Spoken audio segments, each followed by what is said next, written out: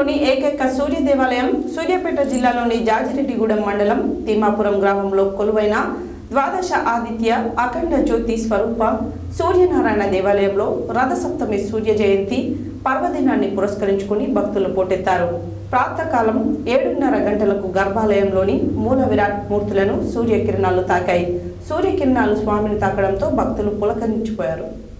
తెలంగాణలోని ఏకైక సూర్య దేవాలయం సూర్యాపేట జిల్లాలోని జాజిరెడ్డిగూడెం మండలం తిమ్మాపురం గ్రామంలో కొలువైన ద్వాదశ ఆదిత్య అఖండ జ్యోతి స్వరూప సూర్యనారాయణ దేవాలయంలో రథసప్తమి సూర్య జయంతి పర్వదినాన్ని పురస్కరించుకుని భక్తులు పోటెత్తారు. ప్రాతకాలం 7:30 గంటలకు గర్భాలయంలోని మూల విరాట్ మూర్తులను సూర్యకిరణాలు తాకాయి. సూర్యకిరణాలు స్వామిని తాకడంతో భక్తులు పులకరించిపోయారు. సంవత్సరంలో ప్రతి రథసప్తమి రోజున సూర్యకిరణాలు ఆలయంలో ప్రసరిస్తాయి. ఈ సుందర దృశ్యాన్ని చూడటానికి భక్తులు భారీగా తరలివచ్చారు. తెలంగాణలో మరెక్కడా ద్వాదశ మూర్తులతో సూర్య దేవాలయం ఎక్కడా లేదు. కాశీక్షేత్రం తర్వాత ఇక్కడ మాత్రమే ద్వాదశ క్షేత్ర స్వరూపాలలో సూర్యనారాయణ స్వామి దర్శనమిస్తారు. భారీగా తరలివచ్చిన భక్తులు ఆలయ ప్రాంగణంలో జరిగే ప్రత్యేక పూజల్లో పాల్గొని మొక్కులు చెల్లించారు.